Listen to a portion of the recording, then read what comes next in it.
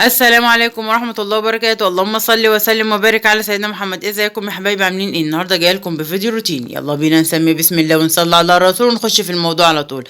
بسم الله والصلاة والسلام على رسول الله عليه افضل الصلاة والسلام. زي ما انتم شايفين النهارده الروتين هيبقى في الانتريه بتاعي. انا هعمل ايه؟ انا هشيل المفارش دي كلها، هغسلها وكيس التكات الصغيرة والورد، وهنغسلهم علشان احنا هنعمل ايه؟ هنغير فرش الانتريه دوت. البياضات اللي عليه بدل ما يبقى بني هيبقى سمني، هنغيره. وهغسل الستاير زي ما انتوا شايفين الستاير متطربة، بصوا. فانا هغسلها علشان هنفض الشباك وهقفل الازاز علشان الشتاء. هغسل بس الستاير وهخلعهم وهوريكم علشان انا هغسلهم، وبعد كده ايه قبل ما ينشفوا هكون زعفت واروح ايه يكونوا نشفوا. زعفت ونفضت الشباك وقفلته علشان اركب الستاير علشان تبقى على نظافة. وهنشيل الحافظة ديت وهنحط سجادة وهنحط عليها بردك شبيه حافظة علشان تحفظ لنا بردك السجادة زي ما انتوا شايفين. بس اللي مزعلني ان البرواز لسه مش عملته، ان شاء الله خير هنعمله. فاحنا هنعمل ايه دلوقتي؟ هشيل الستاير علشان اغسلها واشيل فرش الانتريه. وبكده حبايبي اكون شلت المفارش بتاعت الانتريه زي ما انتوا شايفين كده اهو، والستاير شلتها حتى الشلتة كيس بتاعها.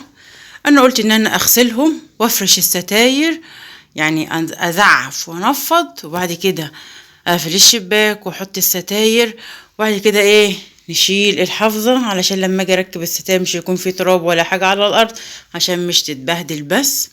فانا دلوقتي ايه هنغسل مع بعض الستاير. مش هغسل معاكم، لا انا هغسل وبعد كده هرجع لكم علشان نشوف واحنا بنركبهم هيكون شكلهم عامل ازاي.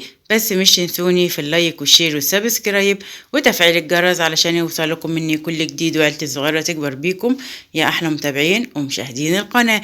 انتظروني، هغسلهم وانفض وازعف وهرجع لكم تاني.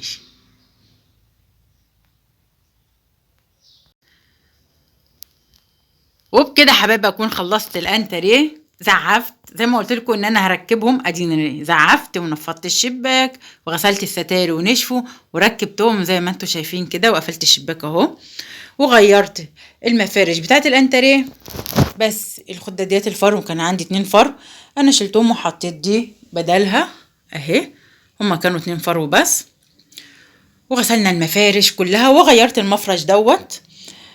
المفرش التاني في اول الفيديو، انما دوت المفرش التاني اهو، التاني غامق عندها اهو. وفرشت السجادة وحطيت حافظة، هي مش حافظة، هي قماش عاملة زي الحافظة كده اهي، كانت مديها لي ام السيد، ربنا يخلي لها اولادها وزوجها يا رب، اللهم امين. ومعايا الطقطوقه الكرسيين اللي انا عاملاهم جايباهم كطقطوقه علشان لو حد جه احط له عليها شاي اي حاجه او اي حد يقعد عليها. حطيت عليها المفرش. وبكده نكون ايه خليت جوزي مسح لي المروحه وكيستها وعملتها بالكفر بتاعها. ادي الكفر بتاعها اهو، ده الكفر بتاعها يا حبايبي بتاع المروحه. والبرواز انا مسحته هو كده عقبال لما نعمله باذن الله. وغسلت الورد، وزي ما انتم شايفين غيرنا المفارش البياضات بتاعه الانتريه، وادي الستاير، وغسلت المشات الصغيره دي، وادي الشلته اللي كنت شايله كيسها، وغسلت التكيات الفر اهي، ورجعتهم تاني زي ما انتم شايفين كده. انا عامه عملت الشقه كلها اهي، عملت الاوض بالصاله. قولوا لي ايه رايكم بقى؟ شايفين الحاجه لما بتنضف والواحد لما بيحافظ على حاجته بتبقى جميله اهو زي ما انتم شايفين. ايه رايكم؟ يلا بينا نخش اوضه الاطفال. انا عملتها بس مش صورتها معاكم، يلا بينا ناخد فيها جوله كده. وادي اوضه الاطفال يا حبايبي، انا عملتها. انا قلبت المراتب وفرشت عليها المفارش البوكليت دي اهي، وغسلت الستاره وزعفت ونفضت ومسحت المروحه وركبت لها الكسوه بتاعتها زي ما انتم شايفين، ده الكفر بتاع المروحه.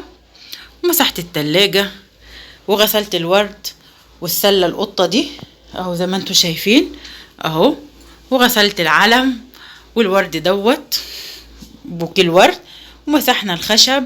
وزي ما انتوا شايفين بقى، اكتبوا لي رأيكم في الكومنتات. شايفين النظافة والنظام والترتيب؟ والله يا جماعة حلو، انما الهمجية والبهدلة ما بتبقاش حلوة خالص، وشكلها مش بيبقى ظريف. وبكده حبايبي نكون فرشنا الدفات على السراير، والمفارش دي كلها انا غسلتها اهي. وكورنر المية مش تنسوه بردك اهو. قولوا لي ايه رأيكم بقى؟ شايفين الأوضة شكلها عامل ازاي؟ والله جميلة جدا، وريحتها مفحفحة من النظافة ما اقولكوش يعني. يلا بينا كده بقى نخش على الطرقة. ادي الطرقة ننور النور بتاعها اهو، شايفين؟ وبكده حبايبي اكون دخلت على الطرقة. شجرة الورد دي انا غسلتها، الفرع الاخضر ده، وزعفت هنا بردك، ومسحت النيش. والمشات الصغيرة انا غسلتها، بس الطويلة دي انا عملتها على الناشف، حبة مية باريال كده بالفرشة وغسلتها على الناشف والله ونضيفة، عشان عامة انا ايديا في الحاجة وعلى طول المكنسة شغالة. وغسلت الفسطين الصغيرين دول اهو، غسلتهم. والمشات الصغيرة دي كلها انا غسلتها والحمد لله نشفت. وخلصت الانتريه واوضه الاطفال واوضه النوم والطرقه. فانا قلت ان انا اخدكم جوله كده. هو كان النظام كله على الانتريه، الفيديو كله على الانتريه. فانا قلت ان انا ايه، بعد ما اخلص بقى ناخدها كلها مع بعض كده يا حبايبي ونشوفهم مع بعض. بس مش تنسوا تكتبوا لي رايكم في الكومنتات، نظام في ترتيب الشقه حلو ولا لا؟ اهو زي ما انتوا شايفين كده. ومش تنسوني في اللايك والشير والسبسكرايب. وبكده حبايبي اكون وصلت لنهاية الفيديو. بس مش تنسوني في ايه، في الدعوات الجميلة اللي بتفرحني. ربنا يخليكم ليا، انتوا بجد عيلتي التانية.